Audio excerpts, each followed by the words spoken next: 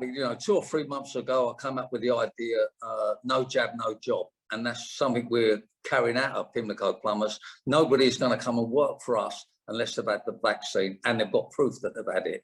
We're not going to send engineers out to customers' houses once the vaccine is properly rolled out unless they've had the vaccine. So for me, it's a no-brainer. From a business point of view, it's a must.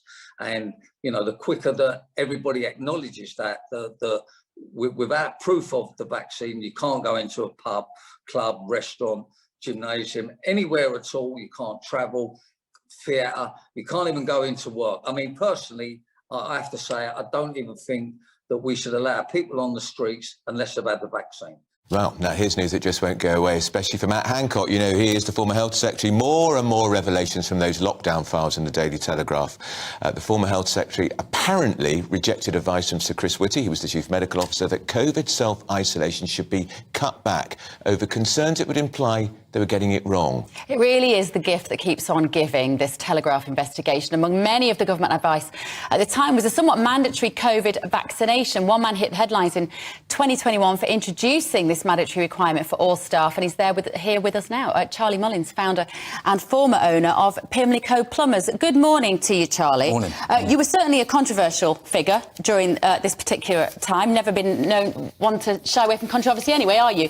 And we like an opinionated man on this show. But when you look at this now, when you look at the backstory and what was going on behind the scenes, do you feel that you were lied to about how serious the situation was? Well, yeah, of course it was. I mean, all the country was lied. I mean, it was very misled, and looking back on it, I mean, I think obviously there was under a lot of pressure at the time, but there was a lot of information held back. I think they over-exaggerated so many things. I mean, I don't feel I've done anything wrong. We just, carried out what the government was suggesting to us. But now it's all coming out through this journalist. I think that, we certainly misled, and so much was, the country was locked down for too long, loans and furlough. All this was so unnecessary looking back on it.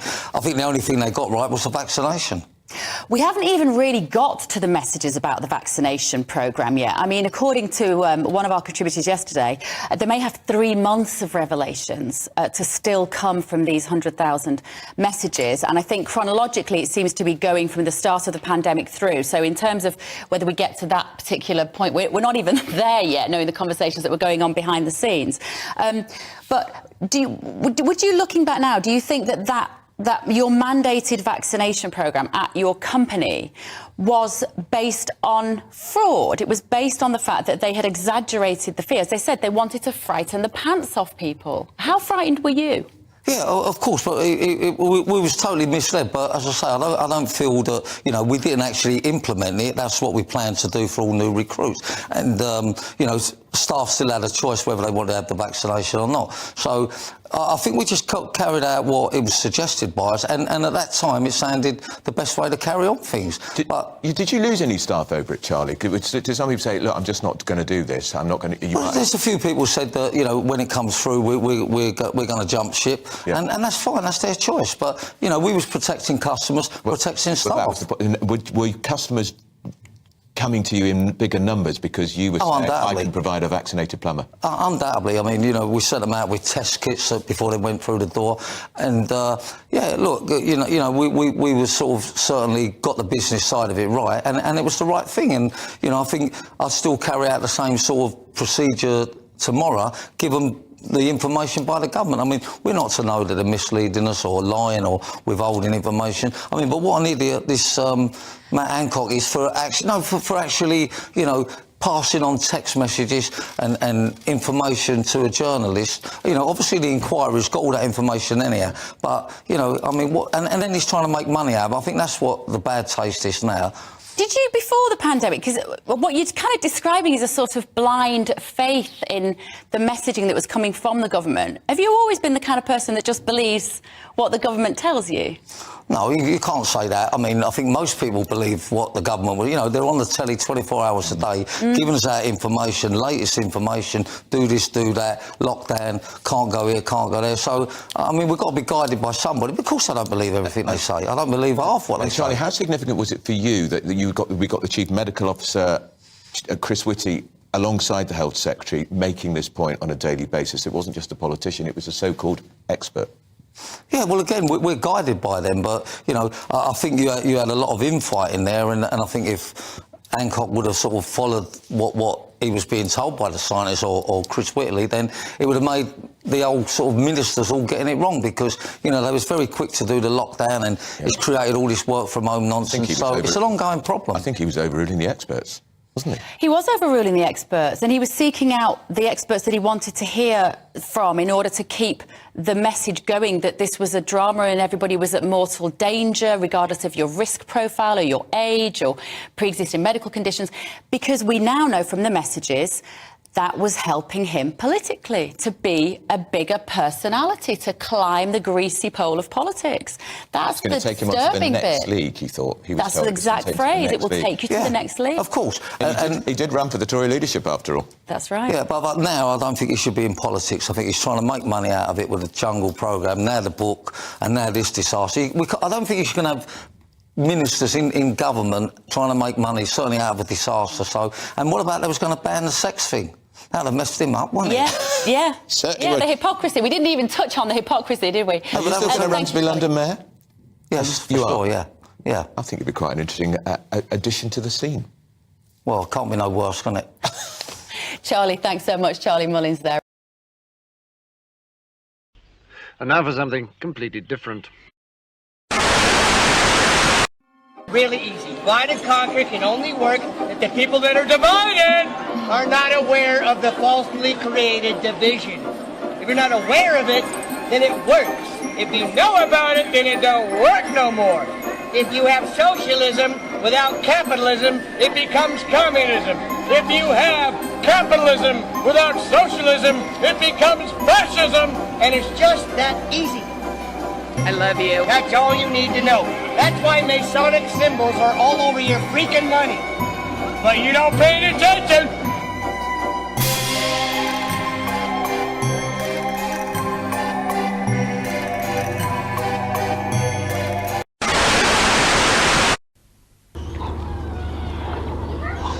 And now for something completely different.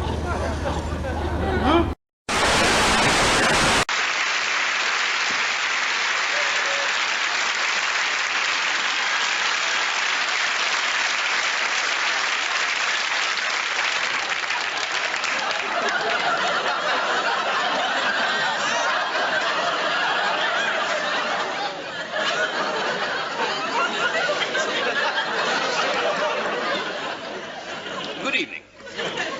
I'm from the Ministry of Sex Equality. I'm here tonight to explain the situation man to man. Or as we have to say now, person to person. My name is Mr. Stroke Mrs. Barker. But I don't advise any of you to try it. Stroke Mrs. Barker. Now, due to this new law, no one is allowed to be called male or female, man or woman. Now, this has already caused a great deal of argument in Parliament, so they're all going for a parliamentary conference at Manchester, or as we now say, Personchester. They will all stay in a nudist colony and air their differences. Members only, of course. But how does this affect you? Well, is it easy to become unsexed? Well, it can be done. And I represent the proof. At least half of me does. The other half represents the poof. Now, the first thing we have to realize is that for too long, women have been beneath men. Not only in the home, but in the office as well. And there are many ways in which we can change that. Vertical desktops, for a start. Now, the main area of change, of course, will be in the language. The man in the street will become the person in the street. Whoever you are, whether man or woman, you will be the person in the street. Incidentally, when I was in the street the other day, I nearly fell down a person hole, so be careful. Now, certain professions will have their names changed, from the chairperson of a large company right down to the humble dust person. Not to be confused, of course, with the famous film star Dustin Hoffperson. Now, speaking of films, there will be special feature films made showing the equality of the sexes, already in production, a new musical called 7 Persons for 7 Other Persons, starring Paul Newperson with choreography by Robert Helpperson, and music by Person Tavani and his orchestra. Now, dress. Dress, of course, you won't be expected to dress like this. This sort of costume is much too expensive. Half a knicker certainly doesn't cover it.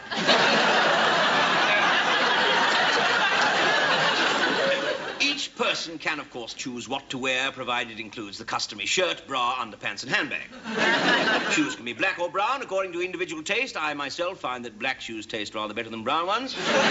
Jobs, too, will be entirely sexless, with one or two obvious exceptions. What are they, you may ask? You may ask, but I'm not telling on this program. But here is a clue. They have jam on them and appear at tea time.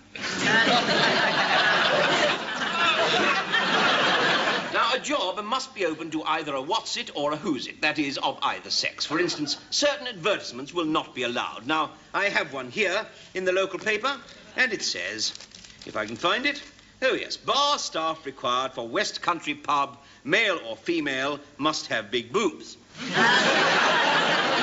Now, of course, that won't be passed by the ministry at all. What they should have said was, bar staff required, male or female, must be attractive in the Bristol area. That would have got passed. A recent idea by the ministry to avoid confusion is to call a man a doings and a woman a thingy. This offends no one and makes conversation clearer. Thus, we instantly recognize the book called Little Thingies, or the musical called My Fair Thingy, or the play by George Bernard Shaw called Doings and Super Doings. There are times, however, when it sounds better to stick to the word person. The person in the street is still better than the doings in the street. That's something to look out for and steer clear of. Finally, don't let this new law alter your life. After all, what's in a name, as the great John Fat Pimple once remarked? I know that whatever we're called, my own dear Thingy and myself will carry on as usual, wearing each other's clothes. And that however we, the people, are thought of by the ministry, tonight, all over Britain, all those thingies and doings will be together in front of the fire as usual. Good night.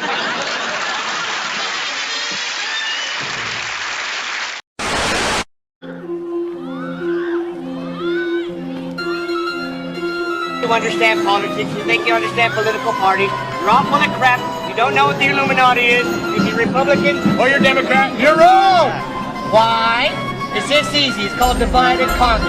That's why there's two parties and only two, and they're controlled by the same people at the very top who belong to the Council on Foreign Relations, the Bilderberger Group, they also belong to the Trilateral Commission, and you people don't even know what the hell that is.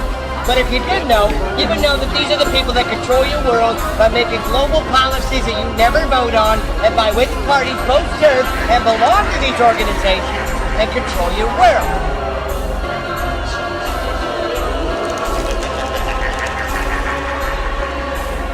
All float down here, and you will too.